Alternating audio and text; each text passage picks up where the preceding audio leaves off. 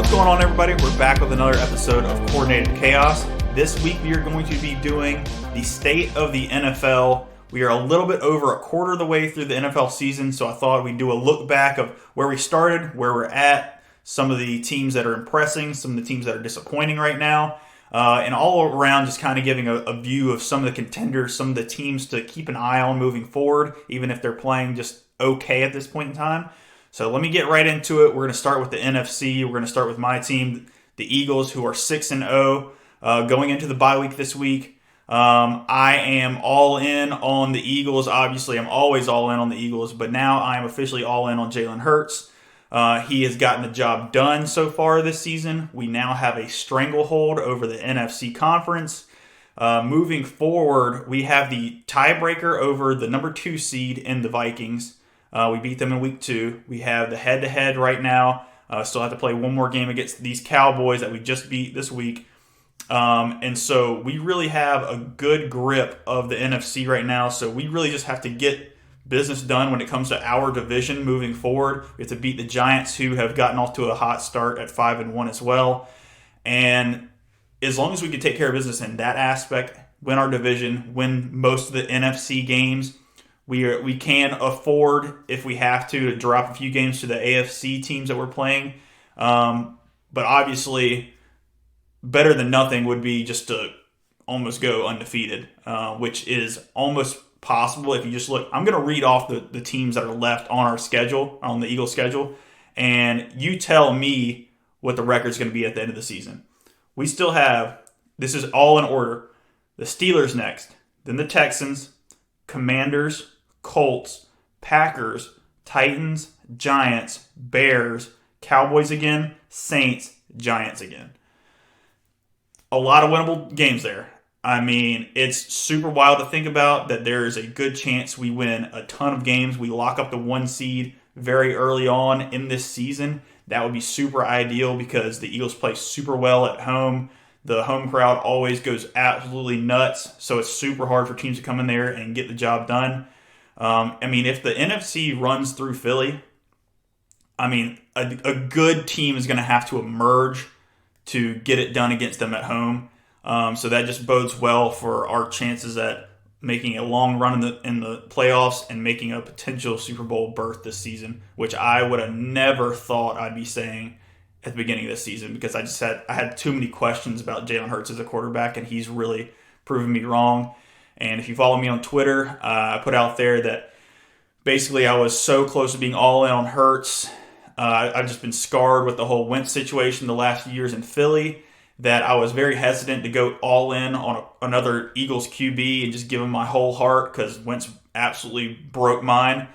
So we are here. I said if the Eagles and Jalen Hurts won against the Cowboys in week 6 and we went 6-0 going into the bye week, that I would buy a Jalen Hurts jersey, and now I'm all in. The jersey has been purchased. It's on the way. Can't wear it until a couple weeks from now because the Eagles are on bye this week.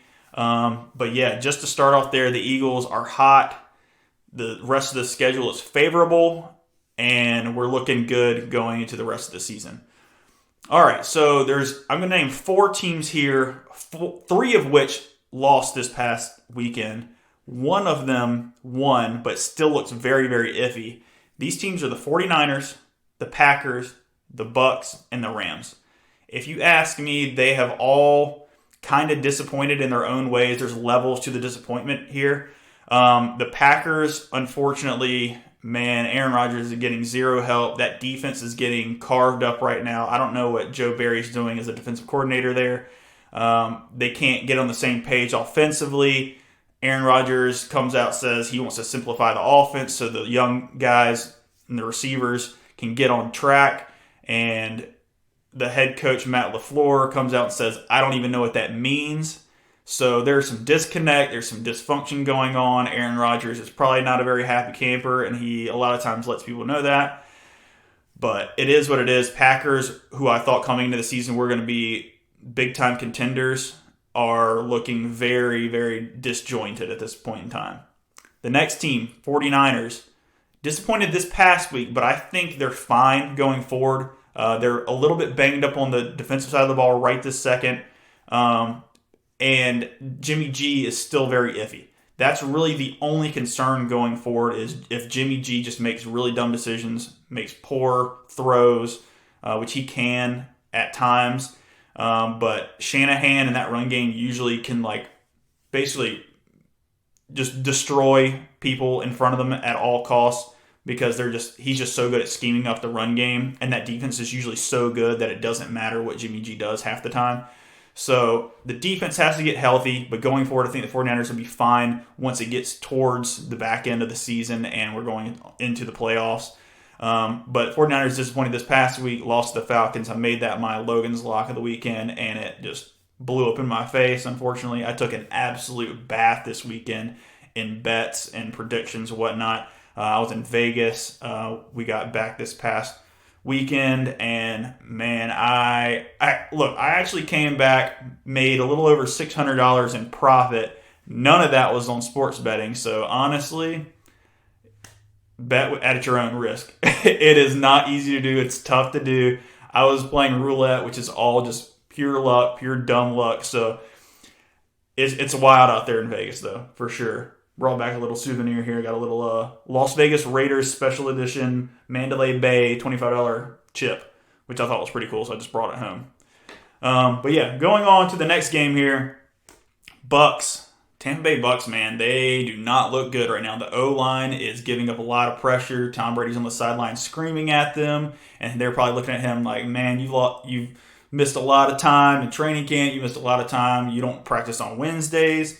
He went to Robert Kraft's wedding this past Friday night or whatever. Didn't come in and didn't do the walkthrough on Saturday with the team. So they're probably looking at him crazy too, even though he is the GOAT, and they probably should listen to him. It's tough sledding for the Bucks right now. They lose to the Steelers, who have not been a good team at all, and they lose to the combination of Mitch Trubisky and Kenny Pickett. Kenny Pickett had to start, leaves with concussion. Mitch Trubisky comes in, makes a basically game-deciding touchdown drive, and Steelers win. So the Bucks are kind of reeling right now. I saw a report today that the starting center originally, Jensen, has a chance to come back, I think, in November. So that would be huge for them, so they can move some guys around and put together the most solid unit in front of him. But, I mean, Chris Godwin's not 100% healthy just yet. Mike Evans is still good. They're really missing Gronk, especially in the run game. He's such a good blocker. It is such a feature of Gronk's that people miss. They think about Brady and Gronk hooking up in the passing game, but they miss his all-around physicality on the team. The next team, they won. They had the Panthers this week, so they should have won, but the LA Rams are looking super rough too. That O-line, just like the Bucks, is super suspect. They actually just lost their starting left tackle in Joe Noteboom to an Achilles. And their O-line was already very bad, very banged up. They're on third stringers in places.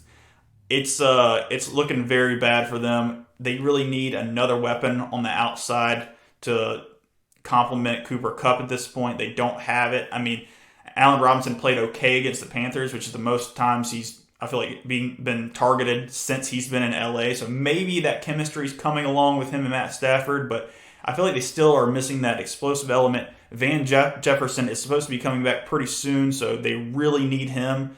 But yeah, they've disappointed too. So basically, those four teams going into the season look like absolute NFC juggernauts. They were all going to be contending for the title once again.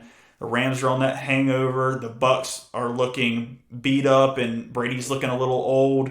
The Packers, they lost their weapons on the outside with Devontae Adams, and they can't really find a replacement for him. And the defense is struggling, which is an area we thought they would be, really strong in this season.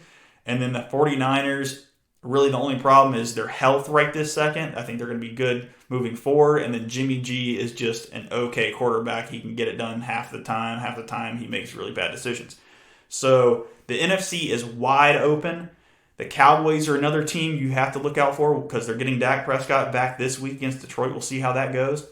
The Giants started out 5-1. I still don't really believe in them, but I mean, at this point, I have to give them some credit. I really do, because Brian Daboll has done a fantastic job of just making that team just stabilized. He has stabilized that franchise to the point where they're winning games they would have never won in the last 4, 5, 6 years. So, got to give him credit. Daniel Jones is not really passing the ball all that well, but I mean, he's doing what he has to do to get the job done on offense. Saquon Barkley's basically carrying them right now. The defense is good with Wink Martindale at the helm there.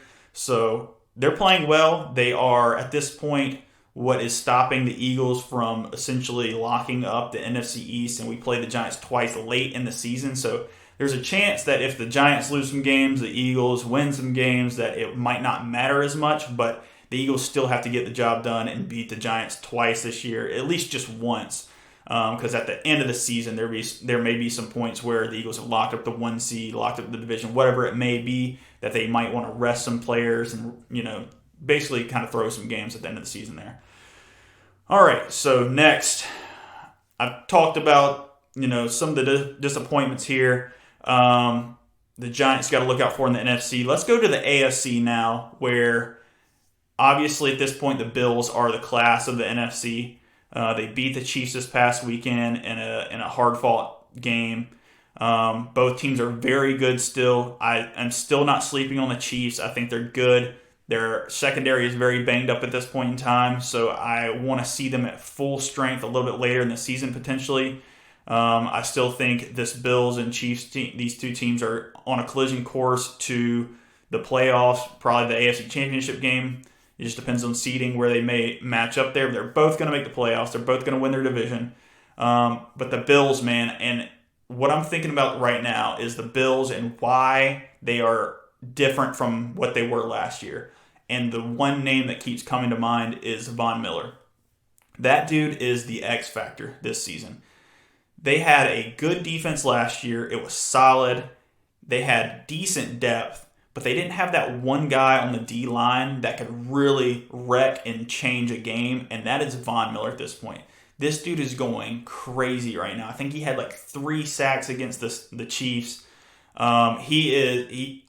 I didn't look it up. I really should have before I started this podcast, but I believe he's probably got close to like 10 sacks already in the season. That is insane. So he's off to a very good start. I mean, he's older. Nobody was expecting him to be like this good again, and I think his year 34 season.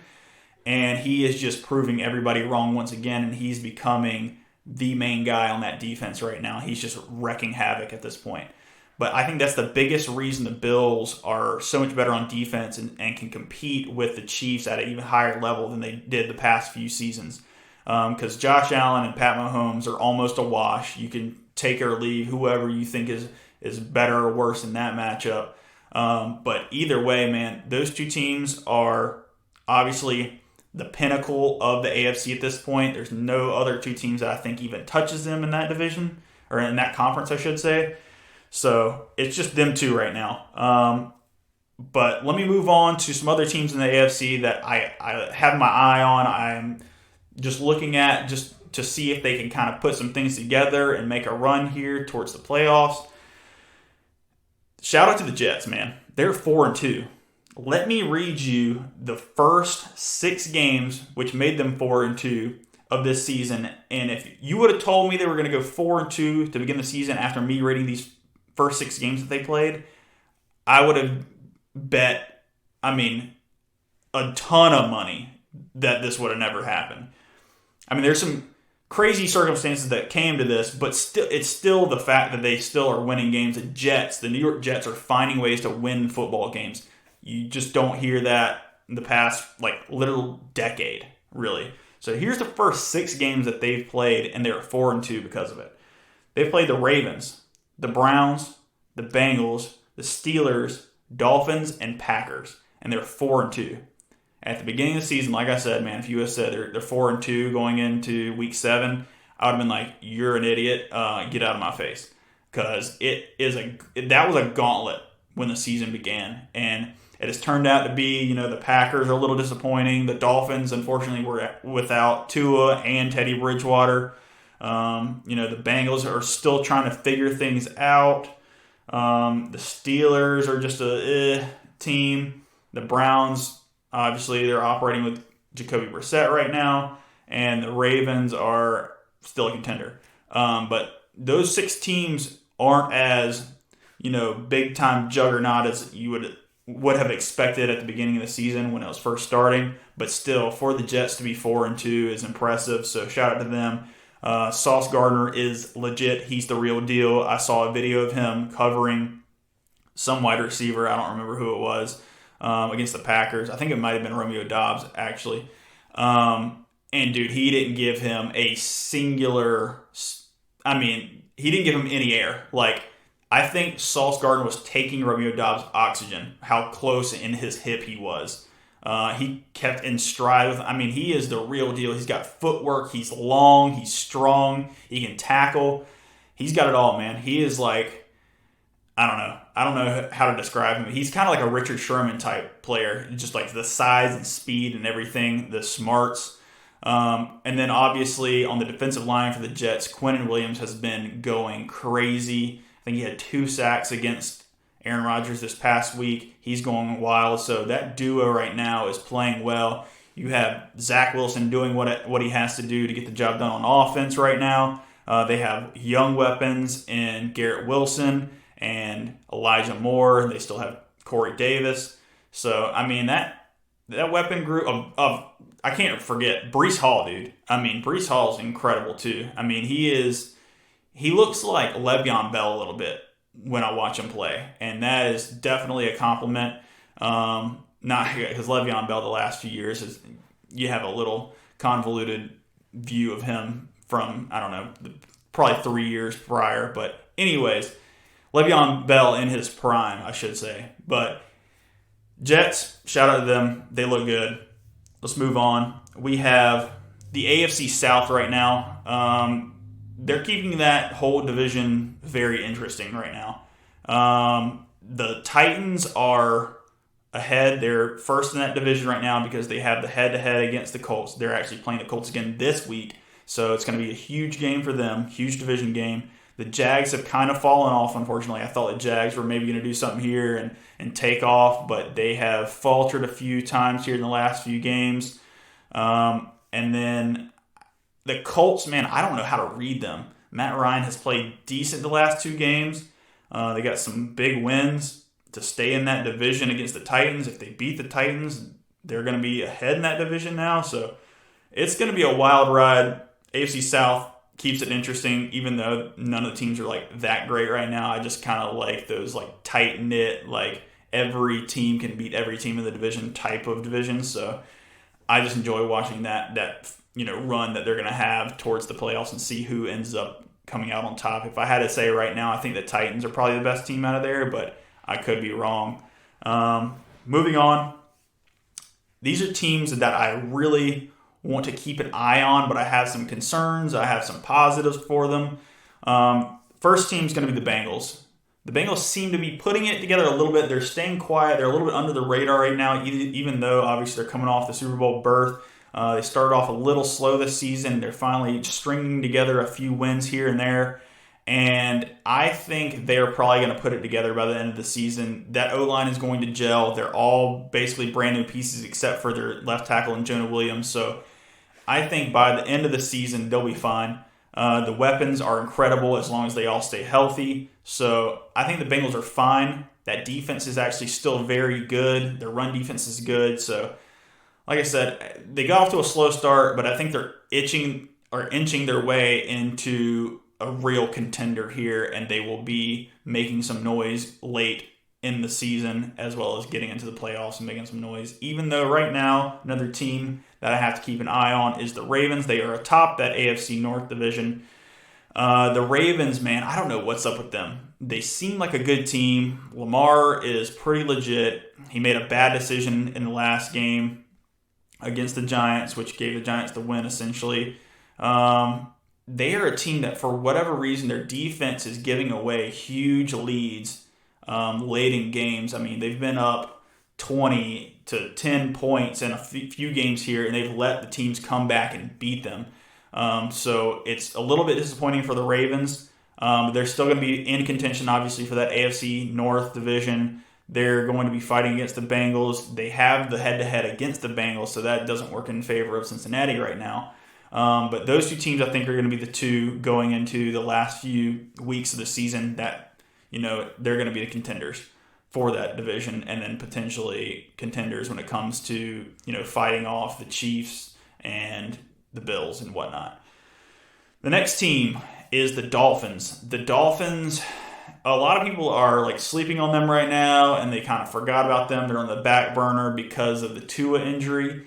Got some reports today saying that potentially Tua will start this week, which would be humongous for the Dolphins because I think he is the catalyst that makes them operate at a higher level. He's just better than Teddy Bridgewater. He's better than Skylar Thompson.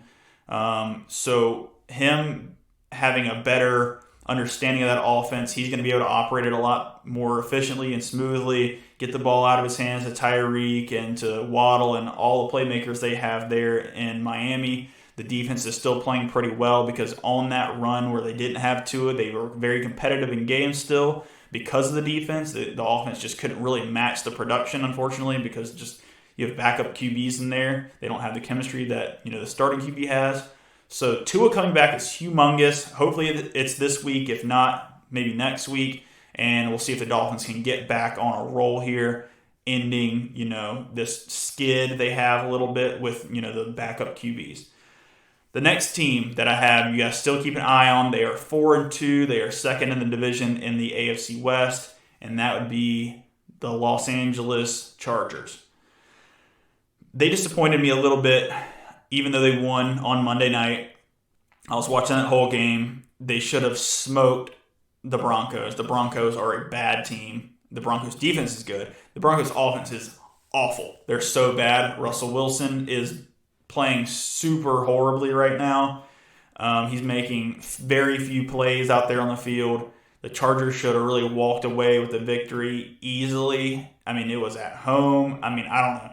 The Chargers just find a way to Charger. And I don't know if you know what that means or not, but it's like the past few years, especially before Herbert's time, it was like the Chargers, no matter how good or bad you thought they were always in close, tight-knit games for no reason. And it was like, if you would have just done this or that, the game would have been over long ago. The Chargers seem to always shoot themselves in the foot. Brandon Staley is proving to be not the greatest head coach in the world.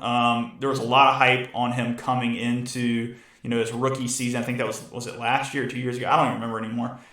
But Brandon Staley, there was a lot of hype coming in with him because he was such a good defensive mind. He was there in Los Angeles with the Rams with McVay, and he has made some very questionable decisions. He's a guy that really likes to go for on fourth down, but it's in very questionable situations and time and down and distances. He wants to do these things and where he's at in the field. And just the situational awareness from him is very lackluster. So the Chargers are a little disappointing, but the crazy thing is they have so much talent that I just have to believe at some point they're going to make a ton of noise. They're going to continue to win these games that they probably should, even if it's just by a small margin, and they should have blown out a team kind of like the Broncos. And I will say, I guess you got to give them benefit of the doubt because it is a divisional matchup. Those are always close for apparently no reason. You asked any division rival, they're always going to be tight for no reason because it's just they know each other so well. It doesn't matter if the teams are bad or good, whatever. It's always going to be tight. So that's pretty much it on the state of the NFL right now. There's going to be some good games coming up this weekend. There's a lot of good teams on bye there, like the Eagles, the Bills, the Rams. They're not a really good team, but just a lot of big-time teams and big-time names on buys right now. So a lot of people are struggling in fantasy, trying to put together a roster right now, trying to put together a starting lineup. But yeah, so I'm looking forward to this next week. There's going to be a huge game between the Chiefs and the 49ers. I really want to keep my eye on for next week when I probably do a recap of that. So that's going to be probably the best game of the weekend. But other than that, I'm pretty much done here. I appreciate you guys tuning in. Follow us on all the socials. We're on Twitter. We're on TikTok. We're on YouTube. We're on YouTube Shorts, which is a great platform. I don't even know. We're on Spotify. We're on Apple Music for the podcast. Spotify, you can actually watch the video here. So yeah, subscribe, like, do all the stuff, comment on our stuff. We would really appreciate it, and we will talk to you next week. See ya.